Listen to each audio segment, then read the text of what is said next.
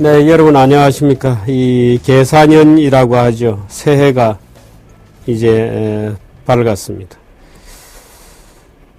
새해 여러분들 소망은 뭡니까? 글쎄, 저는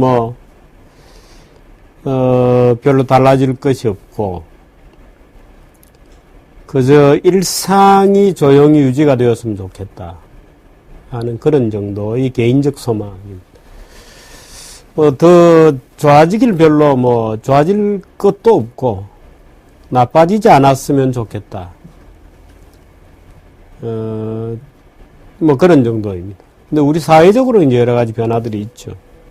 이제 박근혜 정부가 출범하게 되고, 이제 MB 정부가 막을 내리게 되고,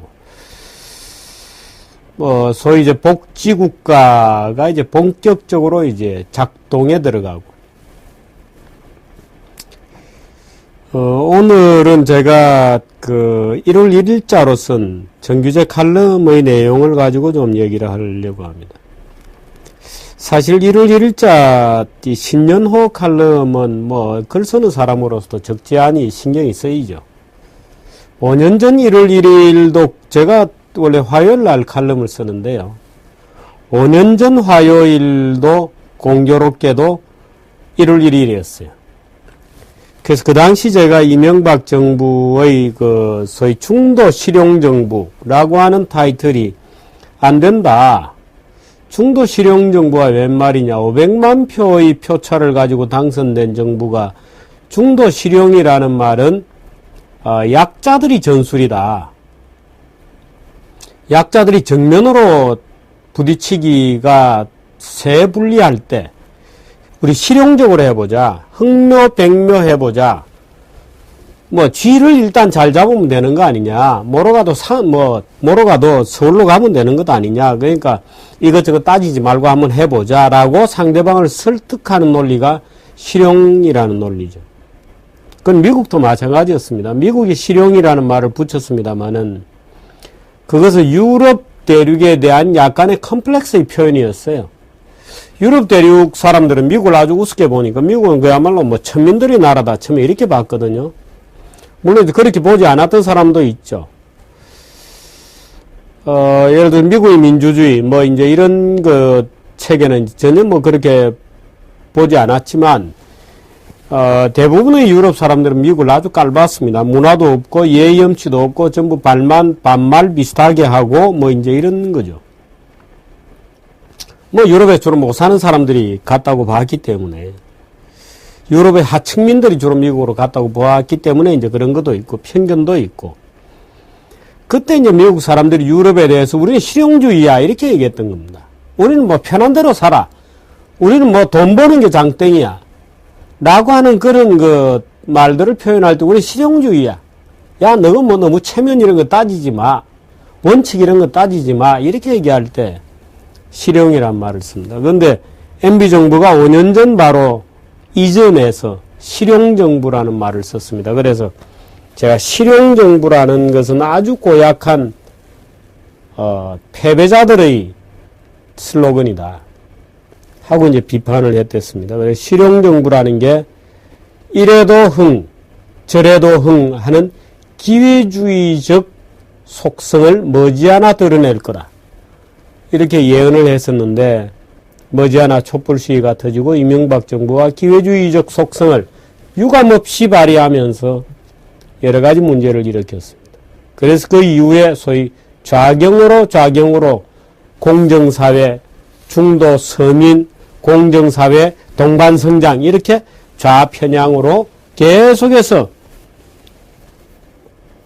공이 그쪽 방향으로 굴러가게 된 것입니다. 제가 이 얘기를 사실 정규제 칼럼 2013년 1월 1일자에 좀 길게 쓰고 싶었습니다만은 굳이 박근혜 정부가 새로 출범하는 마당에 MB정부 얘기를 가지고 길게 쓸 수는 없고, 근데 사실 이 박근혜 정부의 경제민주화라는 것하고 국민행복이라는 것도 그것은 사실 이 MB정부의 동반성장으로부터 더 왼쪽으로 간 좌편향 슬로건입니다. 행복은 특히 그렇습니다만은 좌익에 있어서 행복은 국가가 해주는 겁니다. 행복을 해석하는 것도 국가가 해석하는 거예요. 근데 자유주의 사회에서 행복이라고 하는 것은 국가에 속한 것이 아닙니다. 자유사회에서의 행복이라는 것은 나의 권리입니다. 나는 나의 행복을 이렇게 규정해. 나는 빨간 옷을 입는 게 좋겠어. 나는 인민복 이런 거 싫어. 나는 내 마음대로 옷을 입겠어. 난 넥타이를 매겠어. 나의 자유다. 나는 자전거를 타는 걸 좋아해. 오토바이를 타는 걸 좋아해. 오토바이 헬멧을 써야 하느냐는 문제는 늘 행복 추구권과 관련된 논쟁 중에 하나입니다. 나는 오토바이 탈 때 헬멧 쓰고 싶지 않아. 그래서 머리카락이 바람에 휘날릴 때 그때 나는 행복감을 느껴. 그래서 오토바이의 헬멧 착용을 강제하고 있는 법률은 나의 행복을 침해하는 거야. 라고 따지는 거거든요. 그 행복이라는 것은. 나는 하루에 밥 4번 먹을 거야. 무슨 소리야? 나는 하루에 밥 한 번만 먹어도 돼. 나의 행복이죠. 나의 개성의 자유. 그래서 행복 추구할 수 있는 권리라는 것은 나의 권리로 선언되는 나의 자유권적 기본권에 속하는 것입니다. 근데 좌익에 있어서 행복은 그게 아닙니다. 국민을 행복하게 해줄 의무가 국가에 부여되고 국민은 국가에 대해서 내가 행복하도록 너가 날 행복하게 해줘야 돼 라고 하는 국가에 대한 청구권적 권리로 선언되는 것입니다. 한마디로 미친놈이죠. 지가 행복한 것을 지가 찾아야지 국가가 나를 행복하게 해줘. 나의 청구권이야. 말이 되는 얘기예요. 그래서 국가가 해주죠. 마치 자유로운 어버이처럼. 그래서 김일성이도 어버이 동무가 되는 거고 스탈린도 어버이 동무가 되는 거예요. 그 애비입니다. 애비가 그게. 그래서 아버지가 자유로운 자식들한테 자식들을 행복하게 해주기 위해서 아버지가 늘 노심초사하듯이 지도자 동무가 늘 와서 현지 지도를 해줘야 되고 뭐 모든 것을 책임지는 거죠. 지도자 어버이 동무들이. 여러분은 무엇이 되고 싶으세요? 지도자 어버이 동무 아니죠?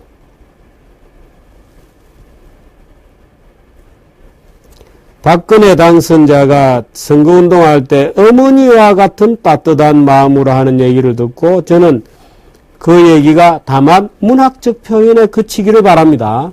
진짜 어머니 노릇 하려고 그러면 안 돼요. 그 김일성이나 아버지 노릇 하는 거는 김일성이 같은 독재자가 하는 거죠. 아버지 노릇. 스탈린 같은 독재자가 국민을 행복하게 해줘야 되기 때문에 어버이가 되는 겁니다. 자유사회에서는 대통령은 그냥 대통령이라는 직무를 수행하는 어떤 사람에 지나지 않아요. 어머니여서도 안 되고 아버지여서도 안 되는 겁니다. 국민을 행복하게 해줄 의무가 없습니다.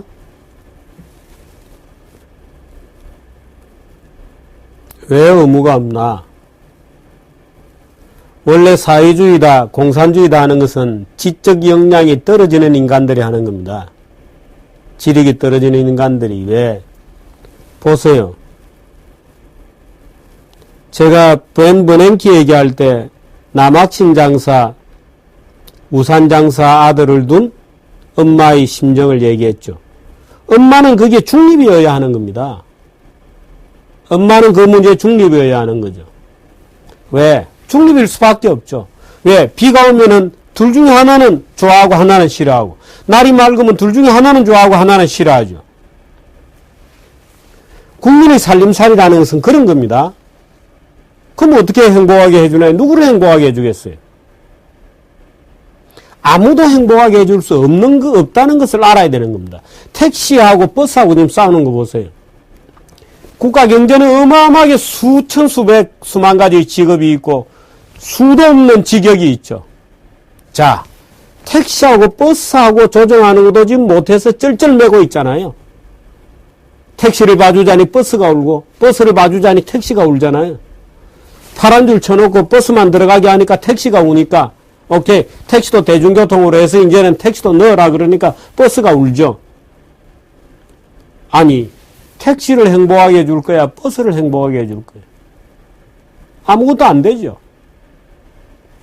둘 다 그나마 행복하게 해준 유일한 방법은 2조 원의 돈을 퍼붓는 겁니다. 그건 누가 주나요? 나머지 국민들이 다 그 2조 원만큼은 불행해지죠. 나머지 국민들 다 2조 원을 내야 되잖아요. 버스 택시를 먹여 살려야 되잖아요. 그럼 돈 내는 사람들이 야 택시는 개인 회사들이다. 왜 내가 돈을 내냐. 그럼 택시도 공영제로 바꾸자. 개인 주주자 없애고 정부에서 직접 운영해라. 그렇게 해서 사회가 점차점차 공산주의로 가고 점차점차 망하는 거죠. 당연히 그런 요구 나오지 않겠어요? 세금을 내가 더 내야 되는데 왜 내가 낸 세금을 가지고 택시회사 사장이 떵떵거리고 사냐 이거죠. 그럼 그 주인들 다 쫓아내고 그것도 공영제로 바꾸라. 그거 해야 되잖아요. 그거 그래 바꾸자 이 말이에요. 그렇게 해서 사회 전체가 점차점차 한번 시작한 사회주의는 스스로를 강화하는 재규적 특성이 있죠. 공산주의도 마찬가지예요. 안 되니까 더 세게 해야 된다. 지금 안 되고 있는 것은 개혁이 덜 철저하기 때문이다. 더 센 개혁을 하자 하고 점차점차 국가 개입이 강화된 끝에 나중에는 아무것도 할 수 없는 국가가 되고 끝나는 거예요. 아니 택시하고 버스조차도 지금 우리 사회 수없이 많은 조직 중에 버스, 택시 아주 그야말로 별 것도 아닌 걸 가지고 지금 쩔쩔매고 있잖아요. 여와 야가. 해결이 되나요? 누구를 행복하게 해줄 거예요? 그래서 놔두라는 겁니다. 시장 원리에 맞게. 각자가 자기의 길을 찾는 거다. 시장에서 협상하고 시장에서 거래해야 등가 교환이 되는 거다. 지금 등가 교환이 안 돼요. 택시하고 이미 버스는. 왜? 파업을 세게 하고 정치권을 더 세게 밀어붙이고 인구 쪽수가 많을수록 유리해요. 협상에. 왜? 누구 표가 많냐? 정치인들은 그 계산하잖아요. 그래서 더 세게 붙는 놈이 이기는 겁니다. 게임의 규칙 자체가. 말하자면 폭력의 규칙이 작용하는 겁니다. 정부가 끼어들면 그건 조폭의 논리가 작용하는 거예요. 언제 어디서나. 왜? 정치인들은 표거든요. 더 시끄럽게 하고 더 강하게 밀어붙이는 놈이 들어주게 되어 있는 거지. 놈이라고 해서 미안합니다만은 행복, 경제민주화 잘못 설정된 오개념입니다. 말하자면 오류예요. 어떤 펠러시고 미스컨셉션입니다. 잘못 설정된 개념입니다. 중도실용이라는 게 잘못 설정되었듯이 경제민주화 국민행복이라는 것도 잘못 설정된 개념이에요. 이념이라는 것은 굉장히 무서운 겁니다. 인간의 정신은 물질적 조건의 지배를 받죠. 이렇게 되면 막시즘입니다. 소위 경제결정론이라는 거죠. 근데 때로는 오히려 현실이 관념의 지배를 받는 경우도 굉장히 많습니다. 인간은 이념적 존재죠. 유일하게 폐쇄적이지 않은 이념이 바로 자유주의라고 하는 이념입니다. 자유주의라고 하는 이념은 어떤 목적물 자체를 설정하지 않아요. 그냥 오픈된 하나의 시스템이지 사회가 이리 가야 된다 저렇게 가야 된다고 할 때의 방법론을 주는 것이지 도달해야 될 목적지를 지정하지 않습니다. 자유주의는. 국가사회는 이렇게 가야 돼. 왜 국가가 안 하는 거야? 정부에서 기준을 만들어야 돼. 뭐 이런 얘기를 언론들은 늘 하지만 그다 사회주의적 습관이 어느 습관이 몸에 배어 있는 거죠. 자유주의가 소중한 것은 자유주의는 항상 진화적이라 그러잖아요. 그 이유가 있습니다. 왜? 자유주의라고 하는 것은 현실에 만들어진 형태를 완벽한 형태라고 보지도 않고 앞으로 나타날 내가 지금 꿈꾸고 있는 어떤 구체화된 세계관 자체도 말하자면 화석이나 목표 그 자체로 금과 옥조다. 금강석과 같이 변치 않는 것이다고 생각하지 않아요. 항상 진화적으로 변해갈 것이다는 가능성을 열어놓고 있는 오픈된 시스템이죠. 그래서 자유주의는 이념이라고 보기는 어렵습니다.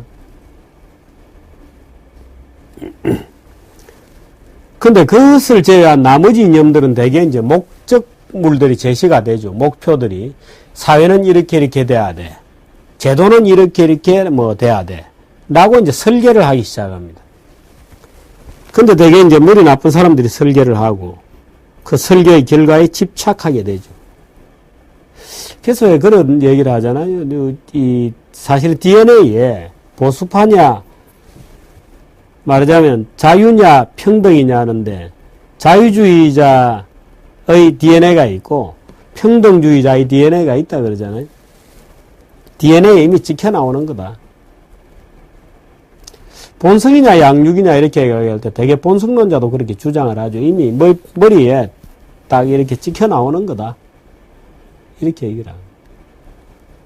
머리에 말하자면 이 바코드가 유전자의 바코드가 찍혀 있는 거예요. 교육을 통해서 바꿀 수 있다 하는 교육계에 되게 이제 좌익이 많은 이유가 거기 있죠. 모든 문제를 사회적 맥락에서 보자. 사회학자들 중에 좌익이 많은 이유도 거기 있습니다. 사회적 맥락 좋아하네. 뭐 이렇게 얘기할 수 있지만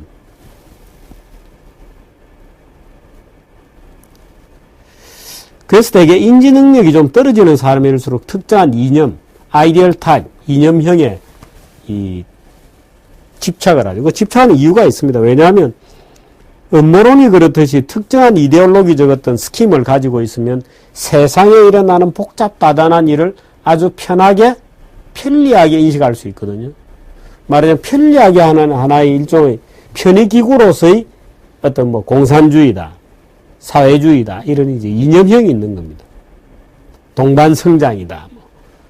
말하자면 경제민주화는 틀을 가지고 그러니까 변화무쌍하고 뭐 좀 내버려둬라고 하는 시장이 마음에 안 드는 거죠. 뭔가 시장에 질서를 부여하고 이리적 질서를 부여하고 싶다. 그 경제민주화잖아요. 그러면 이렇게 탁탁탁 될 텐데 왜 그렇게 안 하느냐. 북한의 탈북자들이 한국에 오면 제일 이해 못하는 게 왜 국가에서 직업을 정해주지 않느냐는 거예요.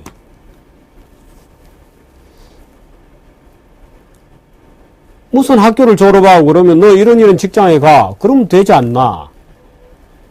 근데 그냥 그것을 무방비로 놔두고 학생들이 그 수많은 기업을 원서를 쓰고 지가 알아서 찾아가야 된다는 이 무질서가 말이 되냐. 이렇게 얘기해요.